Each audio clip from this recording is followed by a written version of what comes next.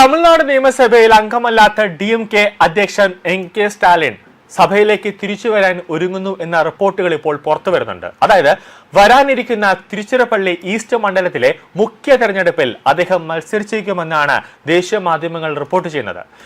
തമിഴ്നാട് മുഖ്യമന്ത്രിയായിരുന്ന ജോസഫ് വിജയ് തിരുച്ചി മണ്ഡലം ഒഴിയുന്ന ഒരു സാഹചര്യമുണ്ടായി. അതായത് നിയമസഭാ തെരഞ്ഞെടുപ്പ് നടന്ന സമയത്ത് അദ്ദേഹം 2 മണ്ഡലങ്ങളിലാണ് മത്സരിച്ചത്. 2026 നടന്ന നിയമസഭാ തെരഞ്ഞെടുപ്പിൽ വിജയ് പെരുമ്പൂരിലും അതോടൊപ്പം തന്നെ തിരുച്ചിറപ്പള്ളി ഈസ്റ്റിലും 2 മണ്ഡലങ്ങളിൽ വിജയ് മത്സരിച്ചു. അവിടെ വിജയ് വൻ ഭൂരിപക്ഷത്തിൽ വിജയിക്കുകയും ചെയ്തിരുന്നു.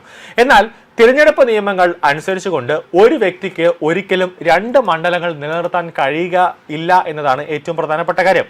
നിയമസഭാ തെരഞ്ഞെടുപ്പ് സമയത്ത് ഒരു വ്യക്തിക്ക് 1, 2, 3 മണ്ഡലങ്ങളിൽ മത്സരിക്കാം. പക്ഷേ തെരഞ്ഞെടുപ്പൊക്കെ കഴിഞ്ഞതിന് ശേഷം ഒരു വ്യക്തിക്ക് ഒരു മണ്ഡലം മാത്രമേ നിലനിർത്താൻ സാധിക്കുകയുള്ളൂ എന്നതാണ് ഏറ്റവും പ്രധാനപ്പെട്ട കാര്യം.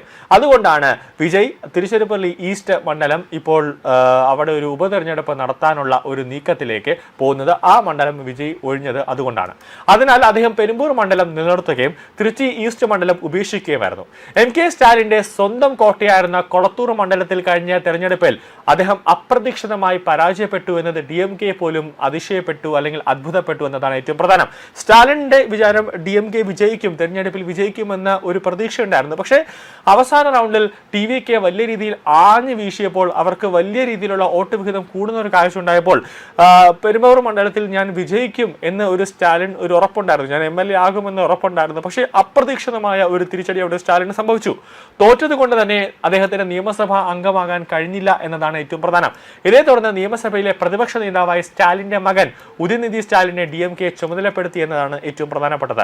NK സ്റ്റാലിൻ സഭയ്ക്ക് പുറത്തുനിന്ന് പാർട്ടിയുടെ പ്രധാന കാര്യങ്ങൾ നോക്കുന്ന നേതാവായി തുടരുകയും ഇപ്പോൾ ചെയ്യുകയാണ്. എന്നാൽ കഴിഞ്ഞ ദിവസം തമിഴ്നാട് നിയമസഭയിൽ വെച്ച് മുഖ്യമന്ത്രി വിജയ് DMK അംഗങ്ങളെ പരിഹസിച്ചുകൊണ്ട് നിങ്ങളുടെ പിതാവ് എവിടെ എന്ന് ചോദിച്ചതോടെയാണ് സ്റ്റാലിൻ സഭയിൽ ഇല്ലാത്തത് വലിയൊരു രാഷ്ട്രീയ ചർച്ചയായി മാറിയത്. മുൻ മുഖ്യമന്ത്രി കൂടിയായ സ്റ്റാലിനെ ലക്ഷ്യം വെച്ചായിരുന്നു വിജയുടെ ഈ ചോദ്യം അവിടെ ഉയർന്നത്. വിജയുടെ ഈ പരിഹാസത്തിന് പിന്നാലെ ഞാൻ ജനങ്ങളുടെ ഹൃദയങ്ങളിലാണ് ജീവിക്കുന്നതെന്ന് സ്റ്റാലിൻ മറുപടി നൽകുന്നു. പക്ഷേ എന്നാലും അതുപോരാ, നിയമസഭയിൽ സ്റ്റാലിൻ വേണം.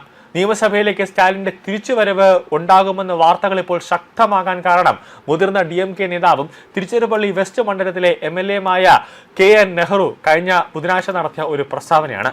ഒരു പൊതുപരിപാടിയിൽ സംസാരിക്കവേ സ്റ്റാലിൻ ഉടൻ തന്നെ നിയമസഭയിലേക്ക് തിരിച്ചെത്തുമെന്ന് നെഹ്റു പറഞ്ഞതായി ടൈംസ് ഓഫ് ഇന്ത്യ റിപ്പോർട്ട് ചെയ്യുന്നുണ്ട്. എന്നാൽ സ്റ്റാലിൻ ഏത് മണ്ഡലത്തിലാണ് മത്സരിക്കുക എന്ന് അദ്ദേഹം തുറന്ന് പറഞ്ഞിട്ടില്ല.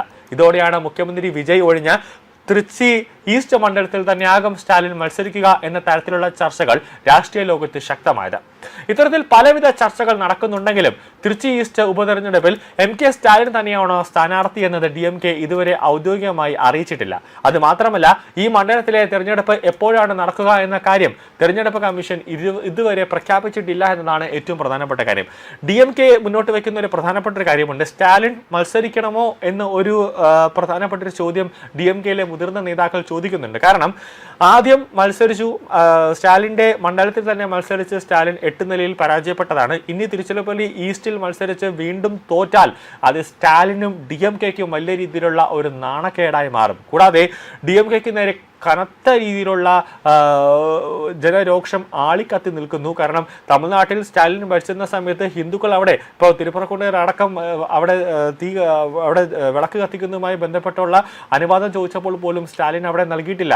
അപ്പോൾ അങ്ങനെ വലിയ രീതിയിൽ അവർ ഹൈക്കോടതിയിലേക്ക് എത്തിയിട്ടാണ് അതിന് അനുകൂലമായ ഒരു വിധി തമിഴ്നാട്ടിലെ ജനങ്ങൾ സ്വീകരിച്ചത്. അപ്പോൾ ശക്തമായ രീതിയിൽ സ്റ്റാലിനെതിരെയും DMK-ക്കെതിരെയും ജനരോക്ഷം ആളിക്കത്തുന്ന സമയത്ത് സ്റ്റാലിൻ അവിടെ മത്സരിച്ചാൽ, അവിടെ പരാജയപ്പെട്ടാൽ അത് വലിയ രീതിയിലുള്ള ഒരു നാണക്കേടായി മാറില്ലേ. കൂടാതെ ഇപ്പോൾ സ്റ്റാലിൻ മന്ത്രിസഭയിലെ ഒരു മന്ത്രിക്ക് നേരെ വിജിലൻസ് അന്വേഷണത്തിന് ശുപാർശ ചെയ്തിട്ടുണ്ട് വിജയ്. അപ്പോൾ അതൊക്കെ വന്ന് നോക്കുമ്പോൾ വലിയ രീതിയിലുള്ള അഴിമതികൾ സ്റ്റാലിൻ കാണിച്ചു കൂട്ടിയ, സ്റ്റാലിൻ്റെ സർക്കാർ കാലയളവിൽ കാണിച്ചു കൂട്ടിയ അഴിമതികൾ ഓരോന്നായി ഓരോ ദിവസം പുറത്തേക്ക് വരുമ്പോൾ ആ ഓരോന്നായിട്ട് ഇങ്ങനെ പുറത്തേക്ക് വരുന്നു. സ്റ്റാലിൻ നടത്തിയ അഴിമതികൾ, സ്റ്റാലിൻ നടത്തിയ വെട്ടിപ്പുകളെല്ലാം ആ സർക്കാരിൻ്റെ കാലത്ത് നടത്തിയ ഓരോ അഴിമതികൾ ഇങ്ങനെ പുറത്തേക്ക് വരുമ്പോൾ അവിടെ വീണ്ടും ഒരു ഉപതെരഞ്ഞെടുപ്പ് വരുമ്പോൾ സ്റ്റാലിൻ അവിടെ മത്സരിച്ചാൽ അത് തെറ്റായ ഒരു സന്ദേശം. അതായത് എങ്ങാനോ ഏതെങ്കിലും രീതിയിൽ അവിടെ സ്റ്റാലിൻ പരാജയപ്പെട്ടാൽ പിന്നെ അവിടെ സ്റ്റാലിൻ്റെ ഭാവി തന്നെ അതൊരു ചോദ്യചിഹ്നമായി നിലനിൽക്കും എന്നാണ് DMK-യിലെ അടുത്ത വൃത്തങ്ങൾ പറയുന്നത്. അതുകൊണ്ട് വേറെ ആരെങ്കിലും ഒരാളെ അവിടെ മത്സരിപ്പിച്ചൂടെ എന്നൊരു ചോദ്യമാണ്